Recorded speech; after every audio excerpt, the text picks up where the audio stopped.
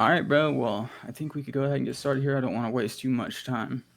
Ben's over here yapping up, dude. Fuck. I'm chilling, man. I'm gathering my thoughts because I do a lot of my research last minute. I did start recording, so I do a lot of mine last minute. Well, I'm sorry, Justin. You got something to edit. You're all good, brother. You're all good. Just want to let you know. All right, I think we can get started and just right about here. Just use this. Ladies and gentlemen, welcome back to the Esoteric Roundtable podcast. Today, it is me and boys, Justin and Ben, and we have a special podcast today. A very special guest by the name of Juan from the One-on-One podcast, TJOJP. How you doing, Juan? What's up? Thank you for having me. Pleasure to be here. Yeah, man. Thank you for being here. It is so crazy to have you here. Me and Ben have just gotten so lucky with the people we've had willing to talk to us and help us and come on the show, man. It's just an absolute blessing. Super cool. I did want to name the show 2-on-1. Ben said that sounded kind of gay. I don't understand what's wrong with 2-on-1, but I guess whatever.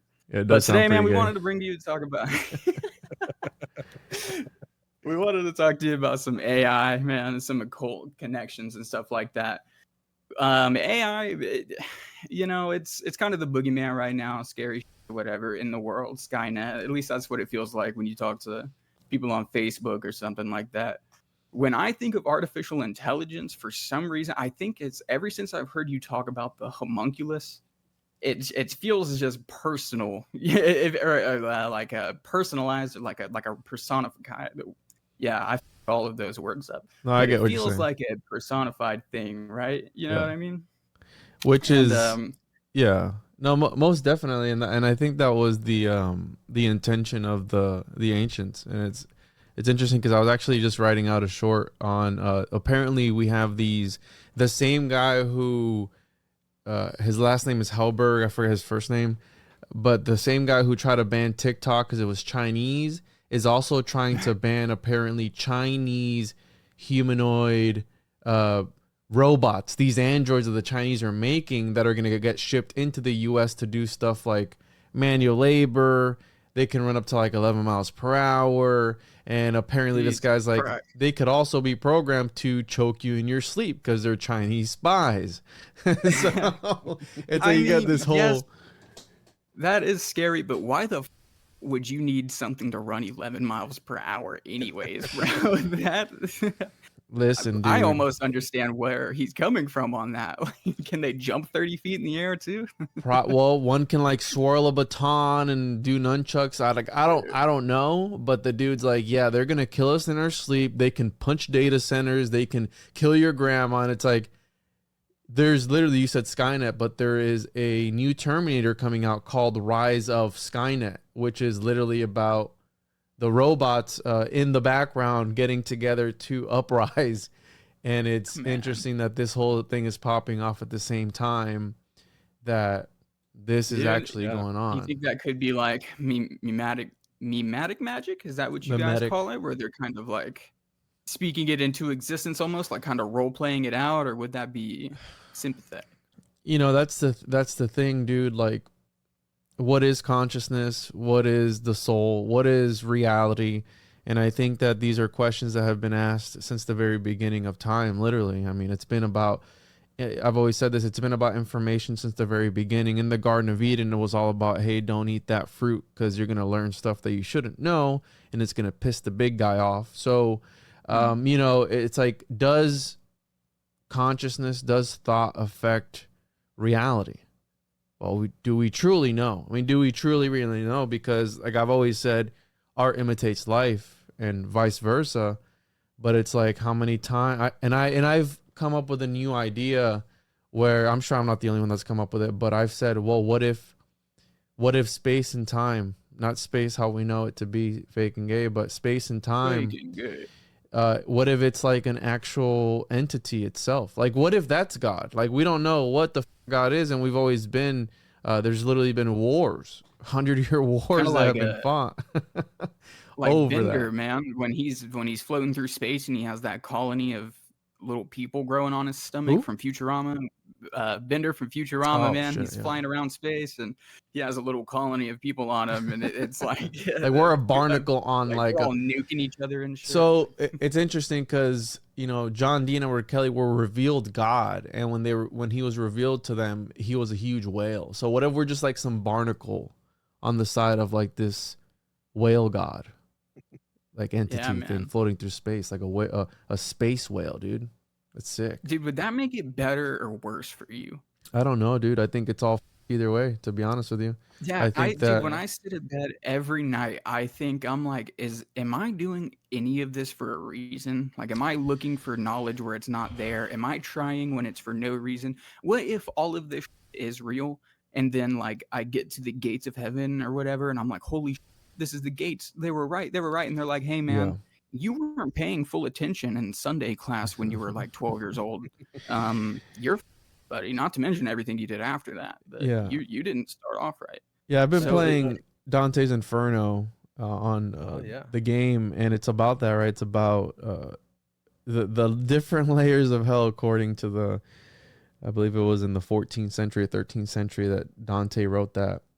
And it was like they had this whole idea of what hell was, if it was even a real place. And then my buddy Joe Roop was there with us, and he was talking, and somebody in the chat asked if we can astral travel to hell.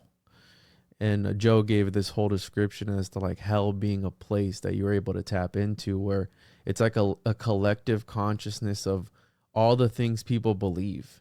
So it's like this weird, almost like a theory of forms, where the forms exist, like this other reality, this other realm that you're able to tap into, again, through astral projection or something. But to touch on what you're saying, because I've been there and I'm there constantly, where it's like, what is the point of all this? And you can get into a nihilistic state of mind, which is bad, because then you start to question your own self, and you can kind of go down a dark rabbit hole that sort of way. But the way I see it is like, knowledge is power, and if you enjoy it, not everyone can do it, but if you enjoy it, and the way I see it is, you're studying history, you're studying the way that people were looking at their reality, and we're looking at just normal questions, like maybe when you like look at a kid. I mean, my son is 6 years old, and I just got out of soccer practice with him, and he asked me probably 1,000 questions in 15 minutes, and I had to tell him, like, yo, dude,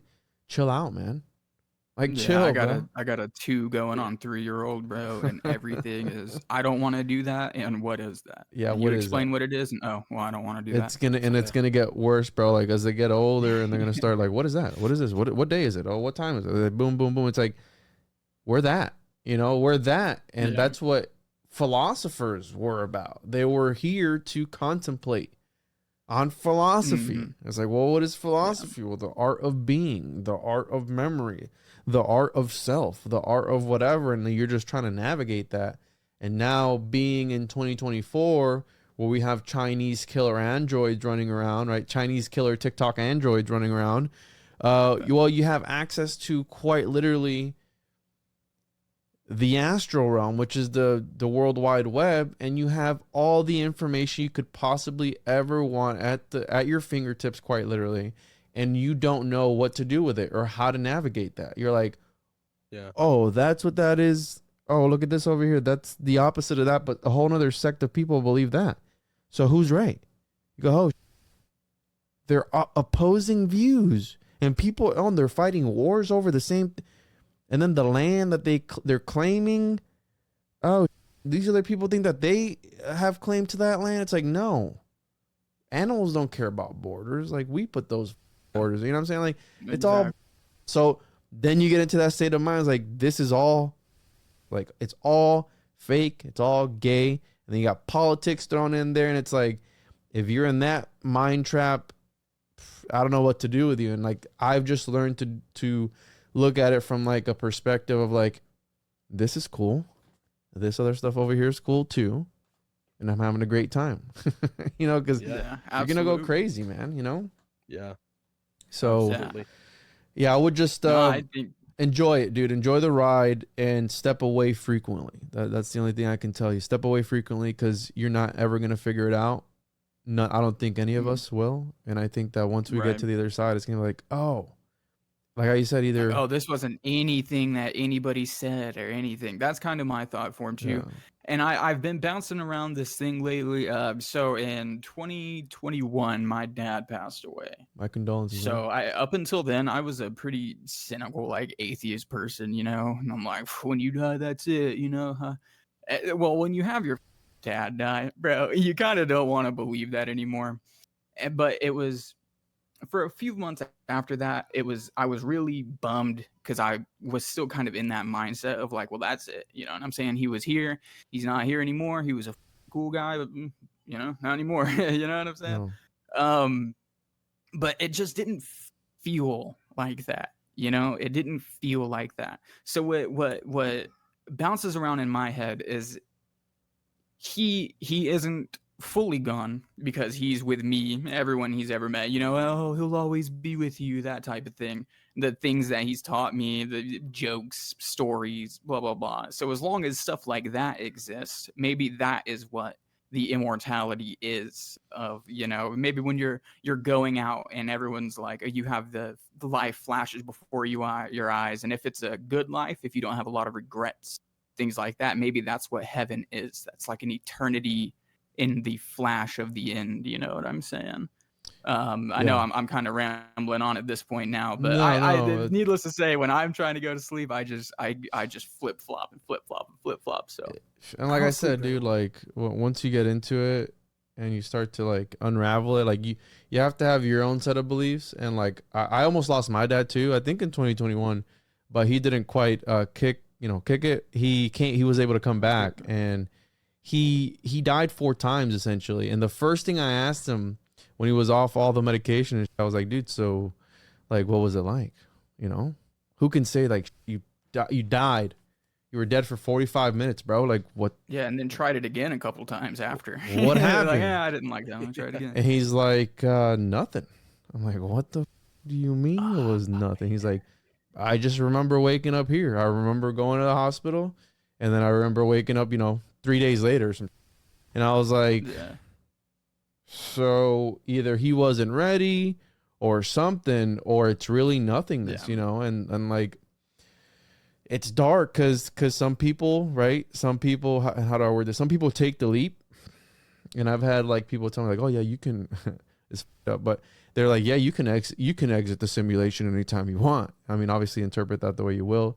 I don't condone that. I think Kind if of a new agey type thing, in my opinion. well, yeah, and that's like I said, it can get nihilistic, and it can get, like the black pill, like, oh, none of this matters, none of my actions matter, and you can go down, you can be in like a super dark train of thought.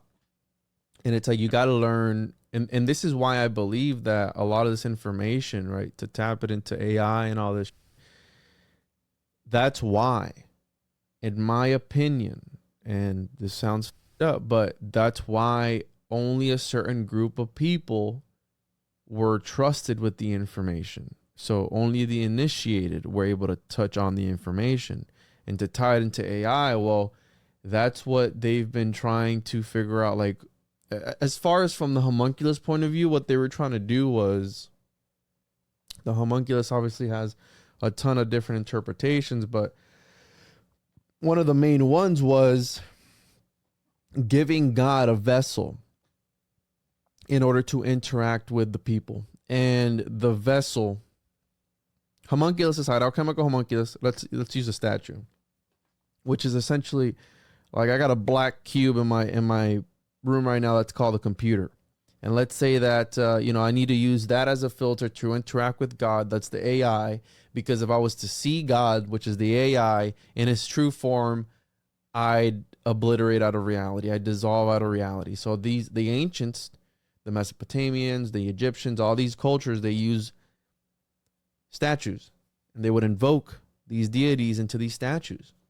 And these statues would talk to them. They believed that they would talk to them. And then from there, they were like, well, let's make it more personal. And that's where you get teraphim, which some people believe were the heads of dead babies that were mummified and spiced up. And they would put this metal plate in its mouth with magical inscriptions, and they'd hang it up on their walls, and it'd be talking to them. It'd be like, all right, well, like Futurama with the heads of the presidents, like kind of sort of like that. Yes. Well, they believed that. You know what I'm saying? Like they believed it. And that's what the people say the Knights Templar had. They had John the Baptist head because the idea was if you had the head of a prophet, how the church has a bunch of relics nowadays. I mean, that's they have the heads of plenty of people. Skull and Bones, Geronimo's skull. They believe that Geronimo was this magical man. So that's that technology where it's like you're trying, and we interact with a sort of God every day. The algorithm is suggesting you stuff that it thinks you might like, and you're like, oh, you will see what I want you to see. Thank you, Mr. Algorithm. I did enjoy that video that you suggested to me on Facebook or Instagram or wherever. It's like I did enjoy that. Thank you very much. And it's just feeding you. It's like your own personal daemon. It's just feeding you stuff. Me and Ben were having this conversation last episode. My algorithm is kind of a dick. I don't know if maybe one time I accidentally sat on a video of somebody getting murked too long. Maybe I just sat it down while I was using the bathroom or something, But my Instagram is full of cartel, people landing planes in the jungle, and you know what they're landing there for, and people dying in gnarly motorcycle accidents. So I can't even surf my Instagram anymore. So I appreciate that fear-mongering Instagram. And I feel like the more rants that I go on about fear-mongering, the more the algorithm pushes shit like that towards me. So maybe I just need to stop angrily shaking my fist at my God. Maybe that's what the problem is. It's like, you'll get what I give you. Well, I got somebody running my social media now, so I look at it not as much anymore. But I don't got any of that. And I made sure, like on Twitter, to block any of that stuff because I don't want to see. I grew up in the era where the internet was unfiltered, and I was already exposed to that for a long time. As kids growing up, and that's why maybe we're f***ed up now because we were exposed to that. Once upon a time. So, I don't want to see that. I don't enjoy seeing that. Absolutely. I know there's people like, would I be questioning life and death and afterlife so much if I haven't seen 1,000 Chinese men die in steel mines and through Instagram? Would I be questioning so much of life and death if I had to go through that? Yeah, I don't know. Ben, I know you've been trying to chime in here for a little while. Okay. I wanted to let Juan talk, obviously, and stuff, because I did a lot of talking last episode and felt like I talked a little too much. So I've been trying to hold it back, but no, so much has been talked about just with Juan just introducing the topic and things of that nature. Even things that we talked about last episode unintentionally. I mean, I doubt he's watched it. I'm not even saying that to be rude, but we invited you on. But all of the 7 people or whatever. But so much has been talked about just in this introduction that correlates to last episode and into things that I was going to bring up later in this episode. With the astral projection, me and Justin, this is like a little funny story. We were talking about astral projection a few weeks ago because we were covering the gateway, gateways, man, the fucking gateway process. The CIA's documents on the gateway process, and we turned on the gateway experiments. Yeah, we turned on the sounds or whatever, and it just shut up. And then, like, all of a sudden, we start laughing because it had been like 25 minutes, and we were just sitting here, just like. You guys got to try it though. Out into that. You guys got to try. We really need to try it because, like I've never meditated, dude. I've never successfully meditated. Is that something that would help me, or do I need to learn to meditate first? You got to learn to quiet the mind, dude. Yeah, of course. I mean, you got to. That's one of the things. That's like one of the actual. That's magic right there. If you're able to calm your mind 100%, like all the woo woo aside, like that is a real practice. Like if you're able to just cut everything off, which is what I think is happening with technology nowadays, that they're trying to infiltrate. So once and this plays into William Burroughs, and it's funny because last night I was talking about, we had my friend Joe Roop talk about the gateway experience and Robert Monroe's book that I had always heard about, but nobody ever gave me the name of the book. And Joe gave it to me last night. And he's like, bro, all the stuff that, that you've heard about the reptilians and Robert Monroe, astral projecting and seeing his neighbors and all this stuff, like it's in this book. So he gave us the name of the book last night for the first time. And, not being able to calm your mind, this plays into William Burroughs, which was a guy who shouldn't be as interesting as he is, but he is a very famous chaos magician. And one of the things he talked about that has always piqued my interest is the idea that language is a virus. And it ties into this other stuff that I look into, where it's like information itself. Is it an entity? Is it a living organism? Because if you look at information, it's parasitic. Language is parasitic in nature, where, again, information is passed down through language, and languages evolve from other dead languages. So it's picking up, it's like a chimera. English is a chimera of a whole bunch of other languages before it. And it's going to continue to evolve with this new generation of like, hey, bro, that's lame AF. Like, what the is that? You know, like that's an evolution of language to where they're using. That's old now. But yeah. So, you know, language as an extraterrestrial virus. One of the things that Burroughs talked about is like, yeah, well, try to calm your mind for 1 second. You can't, because you're talking to yourself in your mind constantly. Now, some people don't have an inner monologue. That's a whole nother conversation. But those that do, they can't calm themselves because the language is always there and it's always talking. You're like, did I send that email? Right. Did I send that text? What the is up with my algorithm on Instagram? Why am I seeing all these dead dudes all the time? So you can never calm your mind. But I'd suggest you guys try the gateway experience. Not on like by yourself in a room and do the that it's telling you to do. The first tape. Yeah. I've done it. It's weird.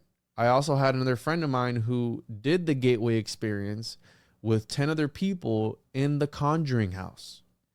And some popped off. I remember that story. Yeah. I remember listening. I'm pretty sure I heard it on your show. Stacey Brown Jr. Fucking so cool, dude. I'm just saying, try it out. It's weird. But just remember that this dude was Robert Monroe was projecting into the astral realm and seeing up like Lovecraftian horrors. And I'm like, why? You know, I'm playing Dantes Inferno as my buddy Joe's, you know, chiming in. You know, we just, as I'm playing, you know, it's like a podcast except I'm playing games. And I'm seeing this weird lady with nipples out that are tongues, and then babies with knife hands are coming out of her nipples, right? Dante's Inferno, this crazy game from 2010. Yeah. And he's like, yeah, dude, what you see in the astral realm is like the most grotesque you've ever seen. I'm like, why would I want to see that? Like, why do I want to see it? That's a very good point. Listen, dude, it just is what it is. So maybe Lovecraft was onto something. I don't know. It's bizarre. Yeah. I feel like people who come up with the just absolute crazy, bizarre, like Lovecraft, that they're kind of pulling from like the Plato, everybody, you don't learn things, you just remember them, the combined conscious, I forget what it's called, like where everybody kind of the collective conscious. Yeah, exactly. That's kind of where I feel like that stuff comes from, because there's too much stuff with people who are like science fiction, blah blah blah, whatever, and then it just comes out as real later or whatever. Like that kid from the Wild West who wrote that super long book about the Philo or whatever, the Martian. Who? God, I'm gonna have to find that and I'm gonna have to send it to you, because now it's gonna slip my mind because I'm trying to talk about it when I'm not trying to talk about it. But I've heard it on My Family Thinks I'm Crazy. It was a kid, and he was like an 17, 18-year-old from the Wild West. He had a bit of an education, nothing super crazy though, but he wrote this huge book, and it was about like the future. It was just to him, he just thought he was dreaming it, or it was just coming to him, whatever. He just wanted to get it out of his head, and he wrote it all down, and it was like, it's called like Philo, the something. Anyways, I'll have to find it later. But yeah, it's interesting. It's super interesting. It's like that. I feel like it's either the combined conscious, the collective conscious, and whatever, or that's like supports that all time is happening all at once, and that's just a slip up of some that's supposed to be in the future accidentally comes out in the past or something. Yeah, I don't know what the name of that book is. If you can find it, let me know. It sounds interesting. It sounds like for sure. Book. I'll find it. There was when Justin and I were discussing this episode and things, because artificial intelligence now is a big portion of most people's lives.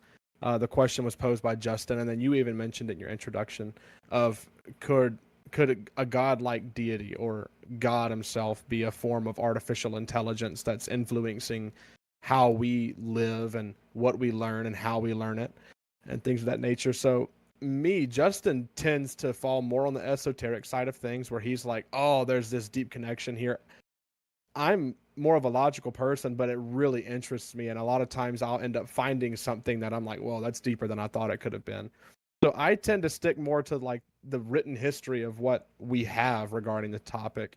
And it's pretty narrow, but I did some research today just while I was on lunch break and stuff, hanging out and thinking about AI and artificial intelligence. And I discovered that the earliest we see of any writing concerning artificial intelligence is in 1950 by a guy who wrote a research paper.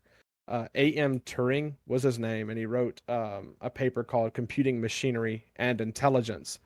And he has this test that's set out like a game, and the test was to interrogate a real person and a computer and determine if someone who doesn't see each one just reads the answers can determine who was the person and who was the computer. And up until the 70s, it wasn't able to be tested. Or the 60s, I'm sorry, 1966, it wasn't able to be tested. But even in the 50s, in that paper, he includes a section. It's on page 9 of that document I sent you, Justin. It's let me pull that up, my bad. Page 9. It's called the theological objection. So when they're talking about machine learning, which is what artificial intelligence is, a computer being able to store information and learn from it. And I disagree with the fundamental statement in this theological objection where he talks about, thinking as a function of man's immortal soul. While I do believe that to be true, he kind of discredits the fact that animals can think and learn. You wouldn't be That's able how to you end up with some up like Schrodinger's cat. Yeah. But I was looking at this like, man, even in the 1950s, like Christians or Muslims or other religious people or groups might see machine learning as some sacrilegious abomination. Mm-hmm. And then I got to going down further in 1966, the first chatbot, which it would be like ChatGPT as we know it today through OpenAI, was invented called Eliza. And of course, it was used where you could communicate, have a conversation with a computer as a human, and it would respond intelligently. And then in the 70s, there was a British computer scientist by the name of Geoffrey Hinton, and he's known as the godfather of AI. Hinton. Yep. Mm-hmm. And he actually invented two things, one called backpropagation, and then he also created an algorithm, the first algorithm used in machine learning, called convolutional neural network, to where it basically it takes and sends information like a neural network would in your brain, where if it's asked a question, it'll repeat the question to itself so many times to where it just infinitely stores it. It'll continuously repeat it to itself, and when it receives an answer that it knows to be true, it will repeat itself. That way it'll always have that information stored, can learn and make educated decisions based on that neural network. And that was the groundbreaking technology and software that brought forth modern AI.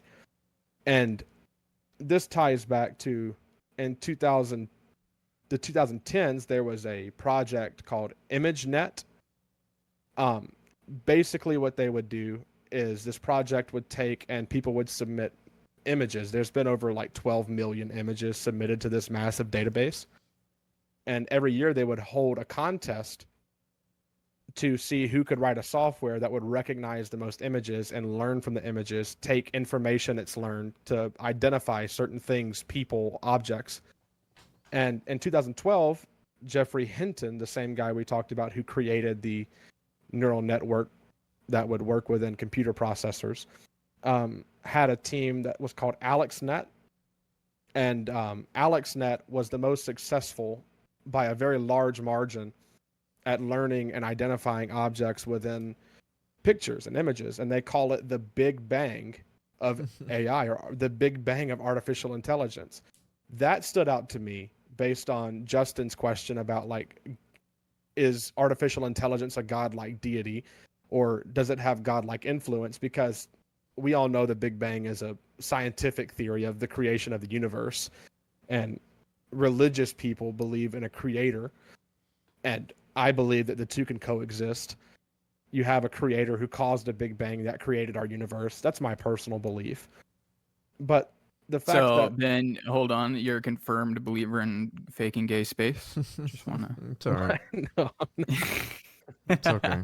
Sorry, he probably doesn't even. So, my bad for interrupting you, Ben. No, it's okay. I have like 7 things bulletined on my head right now. I'm gonna start at number 1. It's called A Dweller on Two Planets. 17-year-old kid in the 1800s, and he is writing it as Philos the Atlantean. It's about Atlantis, not Mars. Fuck? So check out Dweller on Two Planets. Oh, that's the name of the book? Philos the Atlantean. Yes. Yeah, and now everything else is out the window. I completely forgot everything else. A couple of things that, to touch on as you go,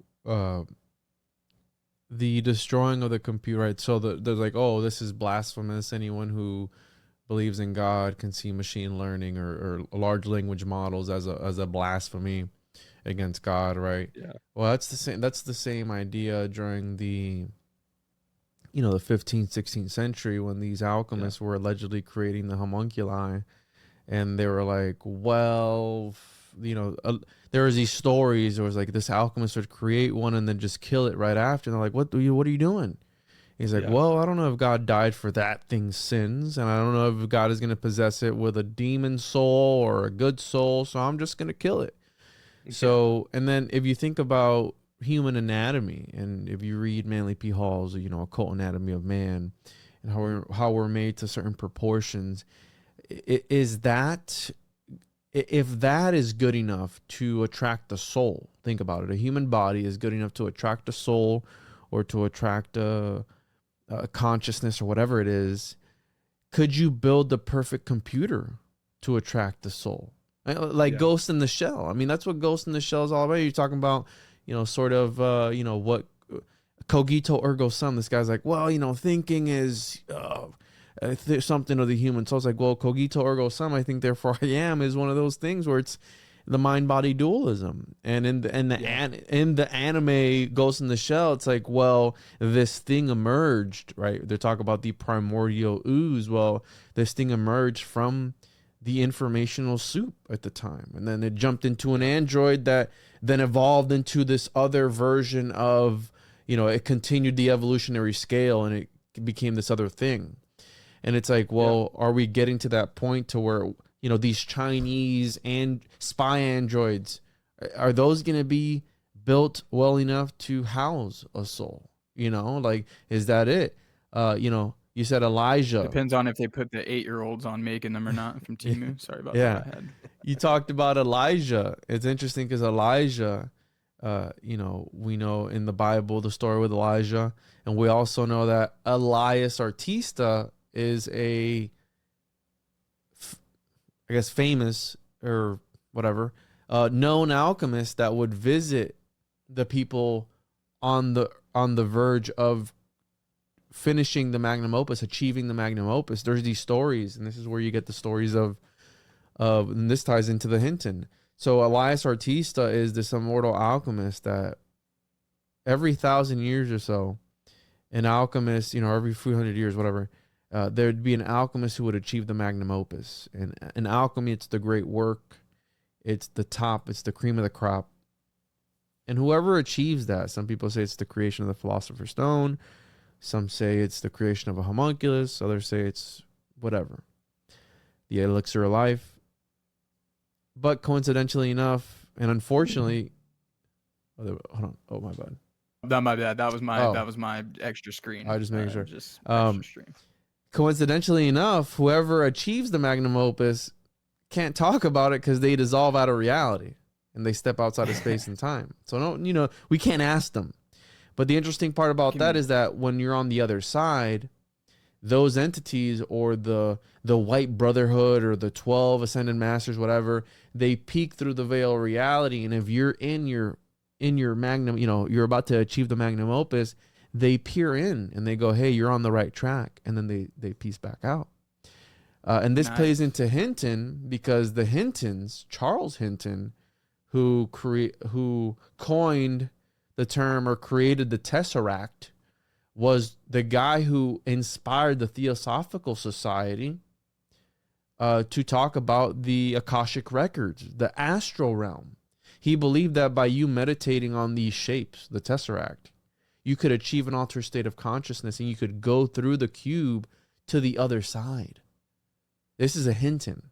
And this is the guy that inspired secret societies to think about the astral realm. So it kind of plays into, again, this, and the Theosophical Society was talking about the Ascended Masters and the White Brotherhood and the Black Lodge, White Lodge, whatever, like all these things on the outside of space and time. And it kind of sort of all plays together, because this is why they name, all these technological things. You got to pay attention to the names. You know what I'm saying? You got to why'd they name it that? And it's like, you look into the story of that. It's like, are they hinting at that one thing in the Bible or whatever other story? And then the chats. I don't know if you guys have ever heard of Ong's Hat and Joseph Matheny. He's the guy who created the first ever internet conspiracy. And one of the things that I had him on the show recently, one of the things that he talked about was, it was supposed to be a troll. It was supposed to be a fun ARG.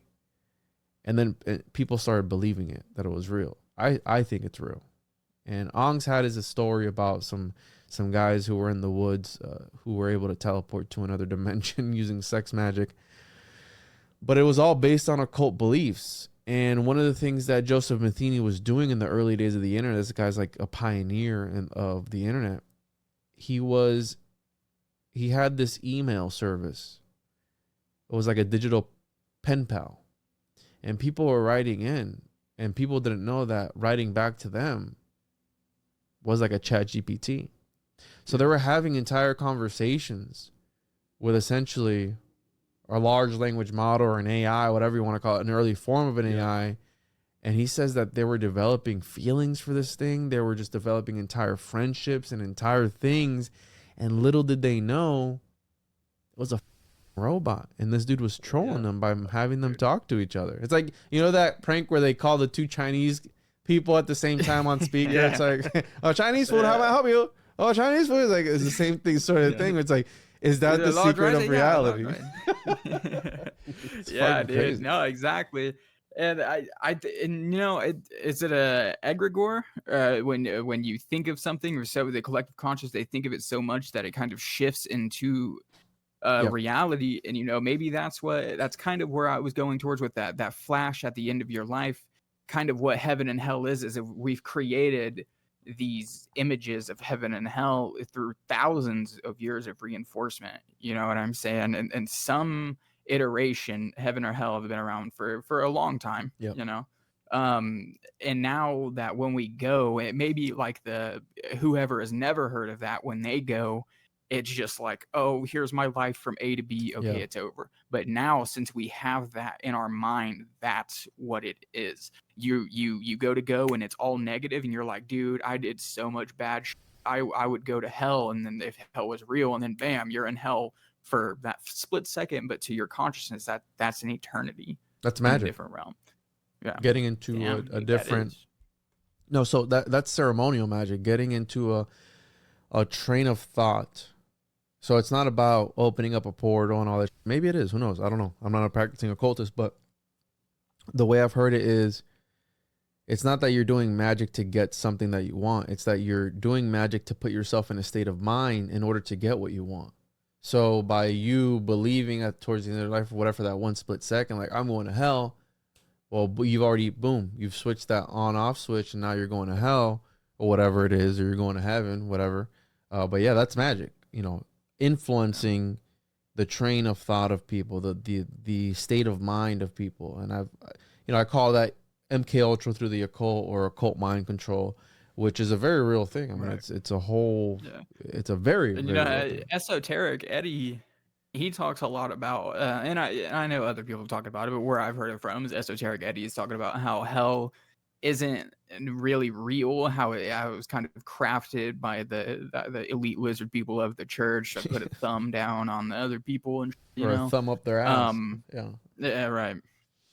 Which I guess, to me, if you're going to have like a heaven, you would need a hell, but that kind of put me to the point where maybe like we're here, and people say that, and they say it like, oh, well, I'm in hell because my Starbucks was closed this morning, or you know what I'm saying? But like maybe it really is, because if genuinely all the negative, I guess because it's the only thing we know about what could be negative, but it feels like we have a pretty bad rap here on Earth. You know what I'm saying? And if we're apparently supposed to be made in an image of this creator, and he loves us, and he's such a cool guy, we're kind of in a up spot. And I know it was because that bitch Eve, hashtag Eve, that slut, yeah, for real. But I don't know. Anyways, I don't want to go too far off on that. You say something, AI, bro? I noticed something real quick, Justin. I'm sorry, Ron. Oh, please. Go ahead. Please. Okay.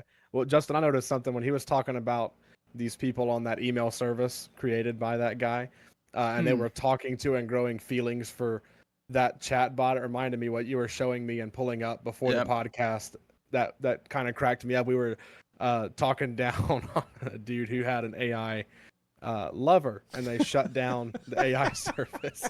They shut down the service, man. It was a bunch of it. There was a bunch of people, and they couldn't find love, man. They couldn't find love in another person. So they made a homunculus mentally by assuming that this little chat GPT person, they made a whole personality around it. Obviously, it has its own little words talking to you like a robot.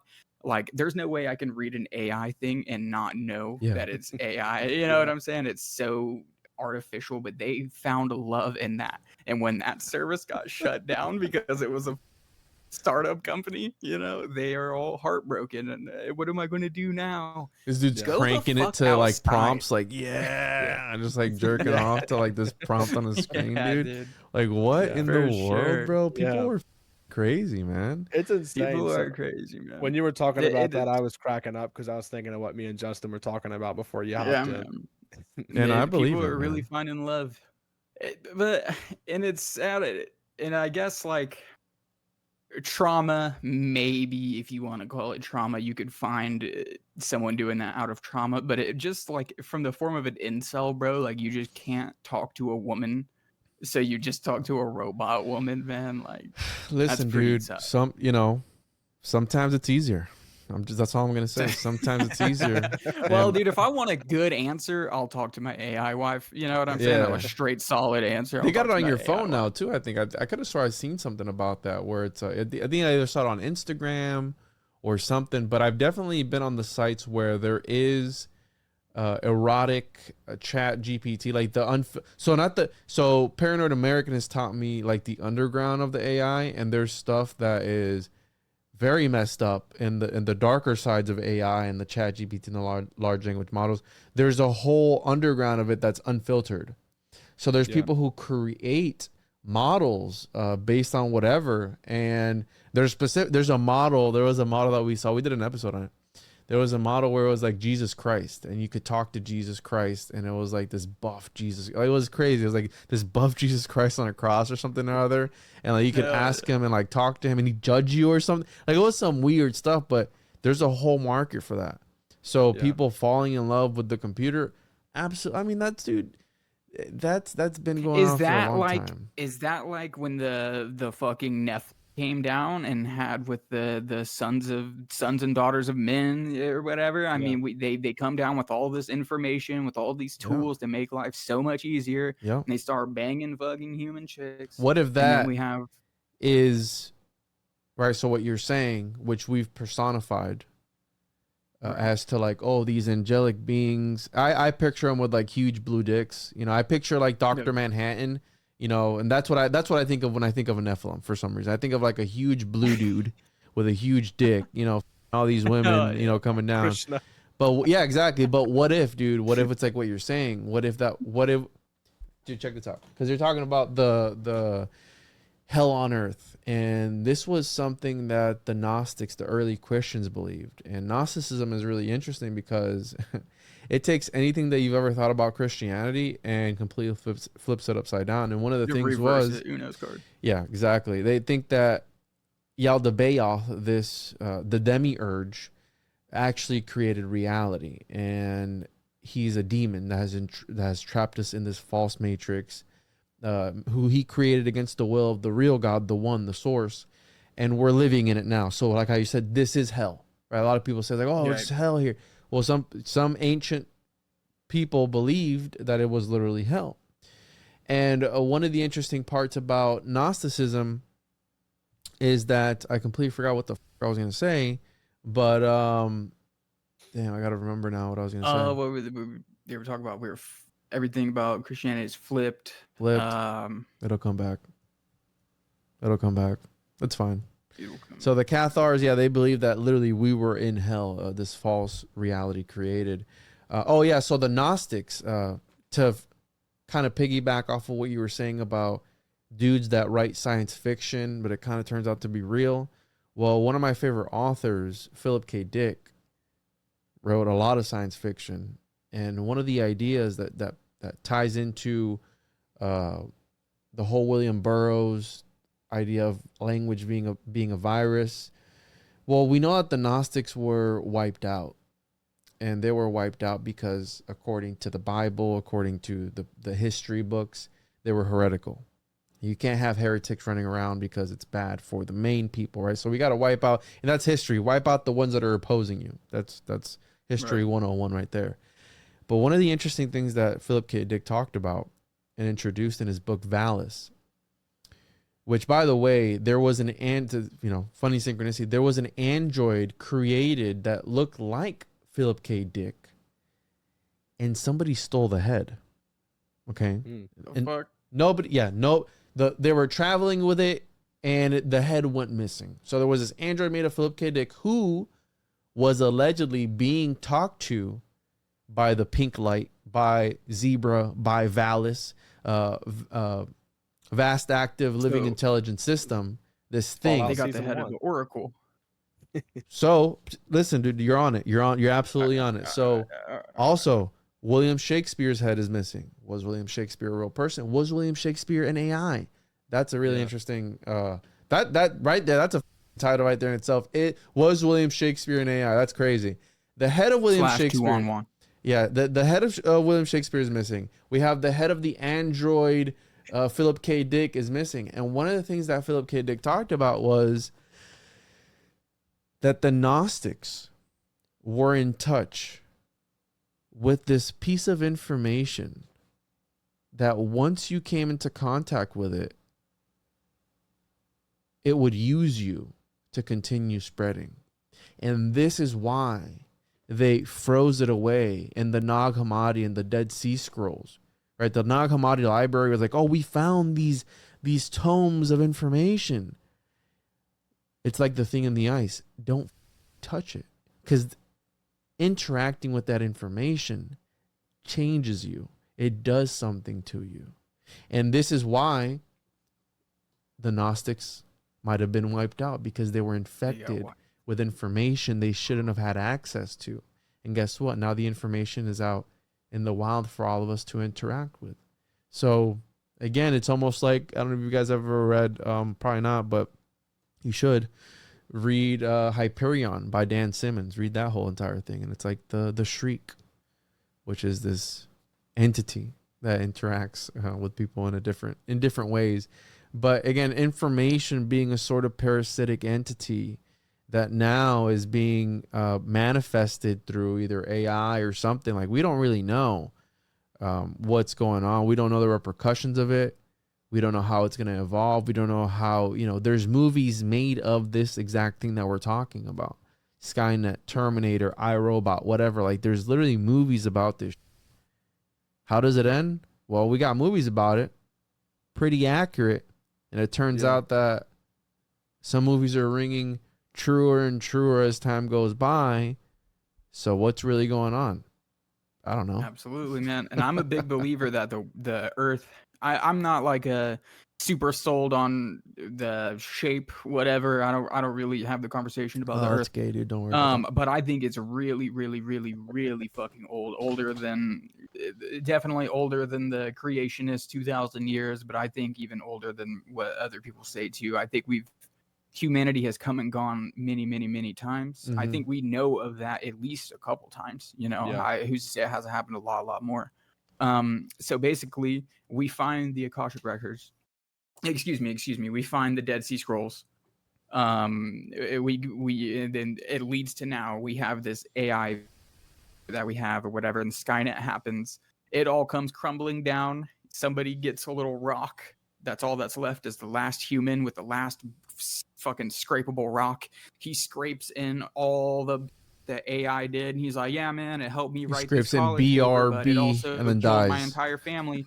And he puts it down. He dies 2,000 years later. Some other human picks it up, and they're like, "The hidden information of the ancient gods," and then the cycle repeats right there. And I think that's where we're at, bro. I think this. I don't want to say, and I try not to be like, this is the beginning of the end, because when I posted on Facebook that we were having this AI discussion, this was a few months ago. I just wanted to get like the general thoughts of my Facebook friends. I only got one comment back. Thanks, by the way, Facebook friends. It was my aunt, and she, apparently, since I've last seen her, she's super black pilled. She was like, the AI and the computers are going to see that humans are worthless and all we do is harm, and they're just going to eradicate us when they can recreate themselves. They're just going to eradicate us. That's what QAnon is. I try not to, you know, but unfortunately, my family may be the ones to fall for that anyways. But neither, what I'm saying is, I don't know if it has to all be so scary and bad and negative. Like maybe not like Skynet. Just let the demons in, bro. Saying? Yeah, of course.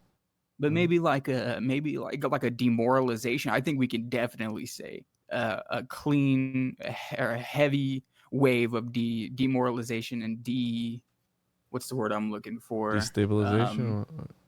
Destabilization. Yeah, where they're degradation of society, where they're kind of like demoralization. There we go.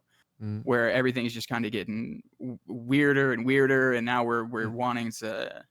Anyways, I don't want to go into that topic of ChatGPT. Yes, we're exactly. Yeah. I'm with you on that. And dude. I guess we can go into the transgender thing. I'm not gonna go into that. I don't want to offend people. I think you can do whatever you want to do. I'm not trying to say. Just keep your dick away from me, and I don't care what you do with it. You know. And the kids. Keep it away from me and the kids. Me or children. Yes. Now, Justin, you did mention something, and this doesn't really relate to the end topic you ended up on, but you were talking about how creationists sometimes can feel that the Earth is only 2,000 years old. And while y'all mentioned that was kind of gay, okay, I myself am a creationist. Like, I believe. I know. Then you're fucking I was gay, looking bro. at you. I was waiting for you. I was waiting for you to chime in on and that. It may be a little gay, but no. Like, so as a Christian myself, which I'm not, like, I'm new to this whole esoteric knowledge thing. I'm learning as I go, and I'm finding out things that are very interesting and change my perspective on things as I go. It was 9/11, by the way. It was 9/11 that got him. I showed him PNAC, and he was like, "Okay, man, you might be right about this." Anyways, go ahead. Yeah, PNAC got me, but I think a lot of times Christians, and I'm not religious, but I do have my own set of beliefs. I do go to a denominational church, but I'm not religious. Anyways, going back, there's a theory that me and Justin talked about in a previous episode. We had an episode on theology, different theological ideologies. And there's a theory that I always found interesting from Genesis 1:1 to Genesis 1:2, where the earth is created. There's no set amount of time of when earth was created and when the creation of man began. So I've always thought, everyone talks that Lucifer was cast down from heaven and then was the voice of evil that started, good and evil, and Eve caused the opening of sin into the world and things of that nature. But there had to have been a gap of time during the creation of the planet, or the creation of Earth and the cosmos, and the creation of man, to where Lucifer could have been cast down, because they couldn't just be created and all of a sudden Lucifer just be there as a snake. If that's the story you go by. But wasn't when you're the person I'm asking about this, so I don't know if I'm right, but didn't they say when Lucifer was cast down, he was cast down in front of the men or the kings who were already here? Like he was thrown down on his face in front of the kings that were already present. So who would that be? No, it doesn't then? necessarily say that. As far as I know in the New Testament, Jesus mentions, I saw him fall like lightning. I saw you fall like lightning from the heavens. So that goes into like a thing of, is Jesus God that's talked about in the Old? Is he the God of the Old Testament? Because how could he see Satan fall like lightning from heaven, being cast down from heaven, if he didn't exist? So things of that nature. But I also would just say I agree as a creationist that the earth is older than the timeline of the Bible being 2,000 years minimum. I think it could be several billion years old, like science would tell us. And that's from a creationist perspective. I just think that anybody that's listening that is religious would open their mind a little bit to being like, hey, there's no time specified there. Like, it's probably much older, but yeah. For sure. Like you said, y'all may think that's gay, but I think that's blanket. My bad for blanket on creationists there, Ben. I know that not most creationists agree with me on that, but that's my viewpoint. I don't care what they think, but I think it's kind of interesting. But like I said, I'm new to all this, so I'm learning as I go. Yeah, absolutely. Poor soul. Yeah, no, it's all right, bro. I've talked to Kent Hovind before, and he's one of like the main guys of like creationism. And he goes hard in the paint on that. But like I said, I don't know how old the Earth is. I think it is much older than they tell us. And remember, in 1 light year, there's 7 trillion miles. You can't even wrap your mind around what 7 trillion miles is, let alone 1 trillion miles or 100 million miles. Like these are things that are so beyond the grasp and the comprehension of the human mind that it makes zero sense. All these things that they say, it's like, well, what is 60 billion years or 60 million years? Like, you can't comprehend that. It might as well be zero, because you can't even think that far. You know what I'm saying? Like, there's no way that, and think about it. Like, what'd you eat yesterday? What'd you eat last night for dinner? Try and remember that. And think about all the hundreds and thousands of years of history that have been put in these books, and how obscure your memory is from last night. Now put that into perspective of like history itself. Yeah. It's how many times have you remembered an event, or how many times do you remember? Now some people are gonna go, I remember a lot of things. Like, shut the fuck up. We're not talking about you. But think about to like your childhood home and the way you remember it, and then go there like now. It's a lot different than how you remember it, again, from the perspective of a kid. But it's a lot different. It changes. So that's history. It's probably it's absolutely huge game of telephone. Fake and gay. Yeah, exactly. And it's been manipulated. It's like, I don't really remember that one part. Dude, just wing it, dude. Just wing it. Yeah, dude. Honestly, don't make those one guys sound good though. Kind of make it to where our guy sounds a little bit cooler. To the victor, the spoils. Yeah, bro. Yeah, absolutely. And like that, man. That's the kind of that I think about, and then I'm like, dude, none of this is real. None of this is real. We're just cooked, It sucks that I have to, and then I have to like almost talk myself back into like normalcy so I can go to bed. You know what I'm saying? Like, hey, buddy, hey, there's something after this. This all means something, It does, dude. And you got kids now, so you got to remember it's not about you anymore. That works for me. My biggest thing right now, man, is I just want to do kind of how I was saying, like my dad's legacy with me. You know what I'm saying? Like when I go to think about something, Ben knew my dad. I would think about what would Ron not do? You know what I'm saying? Not in a bad way, but he was kind of like that kind of guy, Yeah. So I want to leave the person that definitely not the what would he not do. But I think if you leave a good enough mark on your kids, then that's kind of your immortality or something like that. I live in Missouri. I live pretty close to the Mark Twain National Forest. He's immortalized for as long as that they call it the Mark Twain. Yeah. You know what I'm saying? Then Mark Twain will never ever go away for that amount of time. You live you're immortalized as an informational life form for the rest of eternity until people. I'm from Mississippi, so everything immortalized down here is pretty negative usually. So unfortunate. Talk about yeah. I've never been to Missouri. I might have been in Mississippi. I'm not sure. I don't remember, but yeah, I'm sure it's interesting there.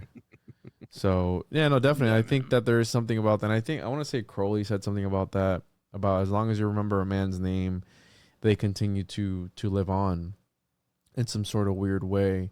And I've always said that's why there's busts of these people. That's why there's roads, schools, and cities named after these people. I think that's why, because it's something about that. And I think that immortality, maybe it's not what we've been shown in Hollywood of like, you know, living for going into old age. It's more of it's interdimensional, right? But like, what is even interdimensionalism? It's like, does it exist? Does it not exist? And I think that reality is a lot more weirder than we've been led on to believe. And I think that there's more to it than just what it's like. Oh, well, you live, you die, and that's it, right? You don't live. Yeah, that is a really unfortunate headspace. I mean, even if it's the truth, I feel like it's kind of an unfortunate headspace to live in. You know what I'm saying? And there's a lot of people there, dude. There's a lot of people still there that haven't been able to break free from that train of thought. So, and they're living it day by day. You know, there are people who feel useless, who don't have a purpose, who aren't driven. And that's where, in my opinion, I mean, I still consider myself a Christian. Obviously not the best Christian, not the most practicing one, because there's only 45,000 different denominations of Christianity. Exactly, so I'm sure no big deal. They'll be all right. You can only do the best you can do. Yeah. And that's where religion comes into play, because it gives people a sense of purpose. It gives people a sense of structure. It gives people a sense of being, which is a good thing. You know, to me, being in a society of people who have purpose and who are driven or who are family oriented, I'd rather be around people who are family oriented versus somebody who's not, you know, because once you have your family, that dynamic changes everything you've ever come to know, dude. And it just, you know, if anything, stick it out for them. That's why, like, I think it's super selfish, people who do certain things and leave families behind. It's like, trust me, dude, just how I was telling people yesterday, it's like, you're having a bad week, it's all right, man. You know, the next week, you'll get them on the next one. It's like, just see it through. Have faith, see it through, stay positive, and it'll be okay. You know, it's not as bad as it seems. Oh, yeah, man. Even with we that, appreciate those good words, man. Absolutely. If anybody's needing that, you know. I going back to the immortalization thing, what you guys were talking about, like, you know, somebody is still living for as long as you remember their name and stuff. That makes a lot of sense to me. I've never really thought about it that way. You know, somebody can live on through just them remembering your name. And I thought back in 2020, right before COVID broke loose and went wild in North America and across the globe, I was in Athens, Greece for about 2 weeks. And there, you know, you're seeing history. The oldest history you can see in America is a few hundred years old, but there's a few thousand years old. And, you know, I'm standing at, you know, the temple of Apollos, you know, the ruins of where Apollos' temple was, and standing at the Acropolis and the Parthenon where they worshipped Athena, and Athens is named after Athena. And these gods and goddesses are immortalized in statues that are still standing, and these amphitheaters and stuff. And I think, you know, I never really thought about that till you mentioned it. I'm like, man, you know, they still honor and respect these deities that they made statues for. Like you said, that they would make statues and believe that they could speak to them and things of that nature. So that really played a lot back.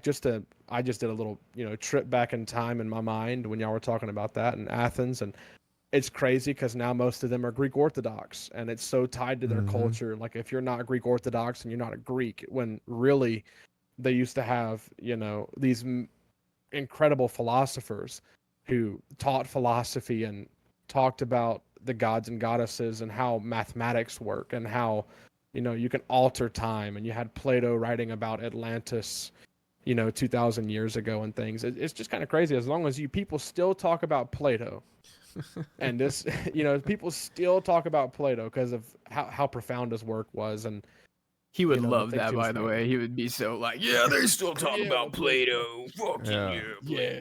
Man, he's the one that, you know, the allegory of the cave and all that stuff. Yeah. And it went from that to dudes jerking off to prompts from their ChatGPT girlfriend.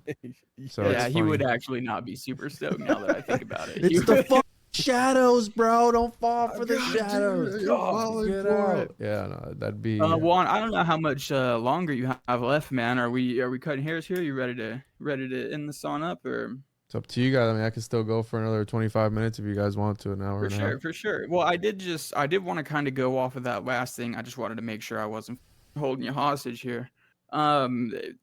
they're discovering old statues and have discovered, I mean, even with I believe with the Easter Island, we don't fully know what they were. I could be wrong about that one, but there's definitely old statues where they've discovered and they don't know exactly what it is. But obviously some peoples of the past still had a huge regard for it and whatever, they worshipped it in their own right, whatever.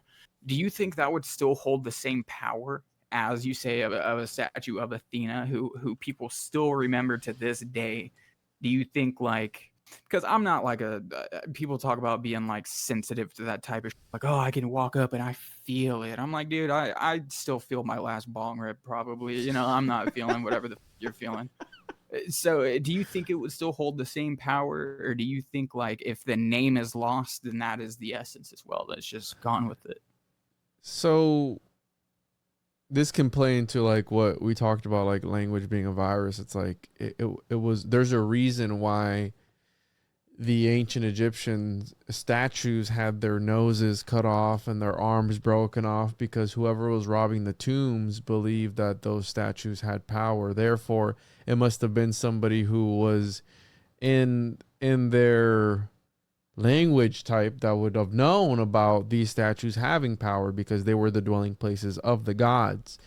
So I think that it goes back to that idea of like, yeah, for somebody who knew, for somebody who understood, for somebody who was infected with that language virus at the time, for them it was real. To us, it's right now because we're looking at like, all right, this is, we don't know anything about it. We don't speak the language of. It's kind of like the personification comes with the subtitles, kind of. It comes with the text and the context 100%. of what it is, and that is the I'm going to use a lot of hand things, but both of those together is what creates the mind virus that sticks with you. Without those, it's just one piece. It would just be a story of some guy throwing a lightning bolt, or it's just some statue of some guy holding a lightning bolt. But when you put them both together, you get the powerful mental and physical image of this thing. Yeah, I definitely see what you're saying on that one. Ben, do you have anything on that? Yeah, even just going back, like people claim that they can still feel things from statues. And your point, though, I mean, even if you were to take Ben, this, did you feel something? I know, yeah. Ben doesn't partake. Yeah, what was that in it. like, dude? He's a pretty straight edge guy. He's a pretty straight edge guy, and you're a pretty close with JC, the man, Jesus Christ, up there. Shout out to JC. When you went to these places, were you like? So what I saw, okay, when I'm in Greece, and I was actually going to correlate this to Greece, and even like, let's say we can correlate this to Jerusalem, like where Solomon's temple used to stand. There's one wall that they claim was an original wall of Solomon's temple. They call it the Wailing Wall in Jerusalem. And Jews travel there. They'll kiss it. They'll put notes in it, and they sit there and just weep and wail and scream and fucking cry. Weirdos. It's called I know, it's the Orthodox Jews. They go there and do all that for a temple that just at the time was used, you know, to usher in the presence of God. But when I went to Greece, and as you know, like the book of Acts and the Bible talks a lot about Greece and stuff, and the Apostle Paul stands on Mars Hill in Athens, Greece, talking to philosophers, called them too superstitious. He said, you're too superstitious, you know, you're too worked up about all these monuments and statues, when really salvation and the answers to life are in God, not multiple metaphysical, you know, things that you created. And I think what he was saying is like they worshipped their architecture. When you're standing on Mars Hill in Athens, Greece, you look out, it's a city of, you know, 4 million people plus, and you see the remnants of the Acropolis. It's right below the Acropolis, the Parthenon, where the Temple of Athena was. And you're standing there, and I'm standing in the place where the Apostle Paul stood. Now, I didn't feel some mega spiritual, like, experience that changed my life or anything, but I found it historically cool that I'm standing in the same place that a biblical story took place. Mars Hill, you can see the tomb of the unknown God. Because you have the biblical, the Christian connection to that place. That's what you felt. You were almost like I feel him. I'm standing where he stood. Not really like that. It was just like, this is cool that I'm standing, and it in a way, it brought the Bible, that story, to life for me. But Right. also, I looked at it from the standpoint, like the point of view of the Greeks, the ancient Greeks. Like, they're standing here. They were very advanced in astrology. They were very advanced in architecture and art and sculpting, things that I feel like have regressed over time in modern society. We've lost the ability to build these phenomenal sculptures out of solid marble and, you know, these busts and things. Like, it may still happen, but not to the scale as it used to be. And there, I can see where, like, you know, they had connections to these statues, to these temples. They believed in it. They truly did. You know, you had Zeus, you had Nike, you had Apollos, you had Athena. All so you still, at the end of the day, you almost fall back on a logical standpoint, where you're like, you can just kind of see it. Like, when you think about it from either point of view, you can see what they're thinking, you know? I can see what they're thinking. That's why I like you, Ben. You're a real logical person, dude. If I'd be there, I'd be weeping with them Jews, bro. now going back, people crying around me, I'm crying with them, bro. When I say that, though, too, like, obviously, to believe in anything, like, I believe if you're a Christian or if you have any sort of spirituality, there has to be some illogical reasoning there. At some point, you can't have supernatural and logical in the same deal. The thing with science is everything has to have a logical answer. Everything has to be logical. I play on logic up until the point to where, like, hey, at some point this is supernatural, and that's how I view things. What happened on Mars Hill wasn't really supernatural to begin with. It was a conversation. He was talking to philosophers about their beliefs that they wrote and that they brought up in philosophy and Plato and all of them. So I think in his mind, he was saying they were just too superstitious. Now, for me, I am logical the most of the time, but part of my mind is illogical because I believe in supernatural. I believe in things, and let's say even something negative. Like you said, you had friends that tried to astral project in the Conjuring house. Like, to me, that sounds kind of terrifying. I wouldn't want to go in the Conjuring house because I am superstitious. I'm superstitious. That's why people. That's why, you know. Yeah, I'm just like, oh my God, the Conjuring house. Now, it's cool to think about, but I would be a little too scared to go in there. And like, I lived in about an hour from where Justin does currently. I lived in St. Louis at one point, and there's a place called Catawissa, Missouri, a little small town, and they have a hotel there that was like home to the first female serial killer. It's called the Morse Mill Hotel, and I would pass by it, and people always told these like, I guess you'd call it not fairy tales, but just these legends. They could pass by and see little kids standing in the window staring outside the stuff. And my brother owns an advertising company in St. Louis and did branding for them and stuff. And he would share footage and stuff they would send to him. So I am superstitious to an extent, but I do lean on logic most of the time, up until I can't explain it with logic. And then that's when I asked him if he'd let me have some kind of like Wiccan high priest on here, and we talk it out, and he was like, "Yeah, you can. I'm not showing up for that, but you can have that. Dude. They're not putting some juju on me." No, see, the thing is I'm interested in reading about it. I can read about it, I can study it, but like, it's not that I'm against them. It's just like I'm a little too. Hey, better safe than sorry, man. If I was in your shoes and if I really truly believed in as much as you do, because I can really say that as long as I've known you, I have a feeling that you really genuinely stand where you say you stand. You know, I wouldn't do that either. No, I'm good. You got a pretty good standing, dude. It's the placebo effect, you know. Like today, my 2-year-old got a boo-boo, and every time he gets a boo-boo, he comes up to us for us to kiss it. All I have to do is go, okay, all done. He's good. Because in his mind, he believed that you know, my kiss healed him or whatever. He's good. He runs. You know, he runs away. He was fine to begin with, but he can't. Oh, God. All right, good. Boom.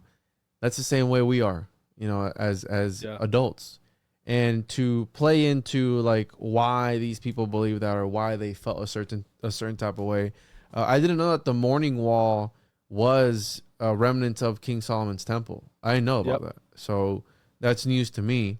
And I mean, good for them that it's in the same spot that they lay claim to as well. It's pretty convenient. Yeah. But that's besides the point. The point that's being really why. But that you talked about the architecture and using, you know, these buildings that they were building. That plays a role into a lot of the beliefs behind it. And I agree. One of my damn, what the fuck? one of my favorite concepts is Pythagorean palaces, and right, you have the mystery of the cathedrals, where within these buildings were built to certain specifications.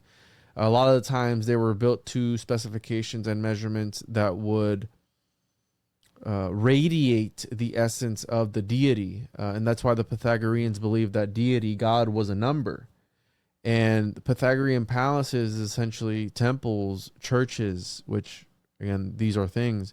We know that old churches are built on old pagan temples. Look at the Vatican, built on an old temple of Cybele, like this old temple to some ancient goddess is where the Vatican is nowadays. Like, is that a coincidence? Probably, but who the f knows, right? So Pythagorean palaces were meant to, you build a building to a specific specification, and once you entered that building, where we're talking about Atlantis and all these different places, well, you would essentially be taken to a higher level of consciousness, a higher level of enlightenment. Now, the same way that you can elevate consciousness within these buildings, you can also suppress it. So think about why they build schools the way they build them, why they build these cookie cutter communities the way that they build them. They don't have houses with red brick anymore. You know, things are built different. Things aren't wood anymore. It's all composite, and it's all very clunky. And brutalism was introduced into society and all these different things. It's like people are living in prisons essentially, and so the mystery of the cathedrals was not only were secrets imprinted, immortalized in the walls of these cathedrals and these churches, but people were having a divine experience within these churches, the way that the alchemically made colored glass of these cathedrals, the way that the sun was shining in, the way that the vibrations and the acoustics were laid out, people were having divine experiences.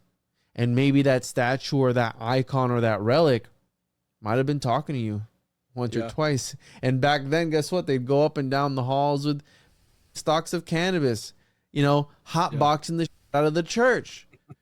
So again, I mean, this is all part of it all. So you got the architecture, which is no longer standing there. So maybe the spells is not working up to par. I have friends who constantly go to the pyramids of Egypt, and he says that when you go in it, you feel, that's cliche. Like, I felt it in my nutsack. Well, maybe he felt it. Who knows? But you go in, he's like, it feels like a power plant, sort of. But it's not working to its fullest capacity right now. Maybe that's what that was, right? We know that that stone, that different stone and crystals hold information. What if that's the way it's like the stone is holding information, right? These Jews are charging this stone and crying on it, every single day, and they're charging the tears of the Jews. Oh my God. So, this did spur a question from me to you, actually. So you mentioned these sculptures and these buildings were built with certain measurements that they felt could influence certain deities or invite something in. When I got on a pretty big kick with secret societies a while back, and as we know, like Washington, D.C. and our founding fathers were a lot of Freemasons. You look at the map layout of Washington, D.C.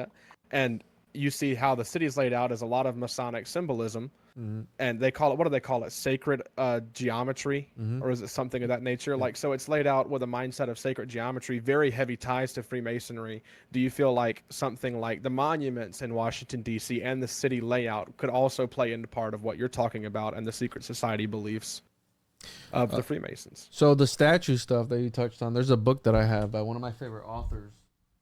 It's somewhere back there, but it's called Falling in Love with Statues. You're not going to find this online, by George, I forgot his name. Anyways, he also wrote Pythagorean Palaces, coincidentally.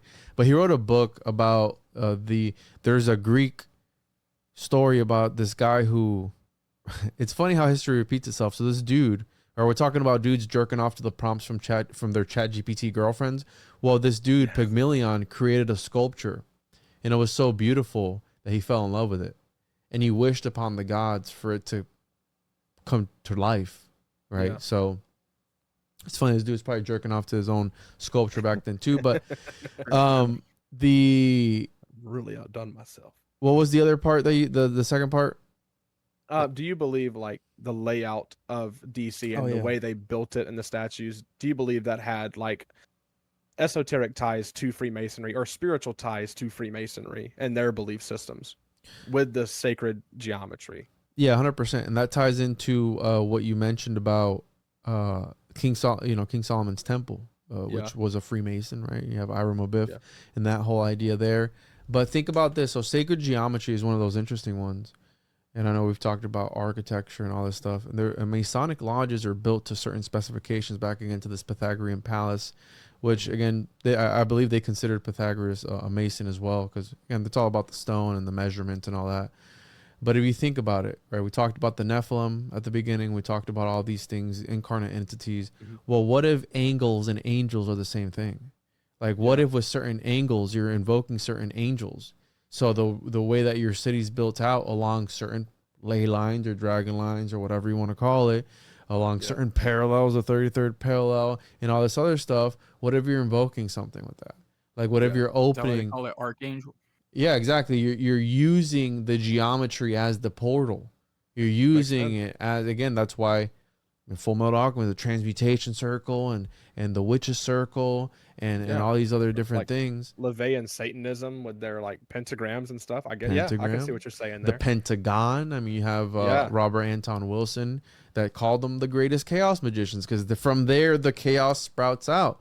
You know, so again, order out of chaos. That's a whole thing too with the Masons and Albert Pike and all these different guys. So absolutely, I think absolutely it does. It encapsulates something within the walls, which ties into the Jew thought too. It's like you put up a wire and God's not going to know the difference if I'm carrying my keys with me that day. And I was like, what the are you saying? Like, and if you think about it, the Capitol, that's where all the goes down.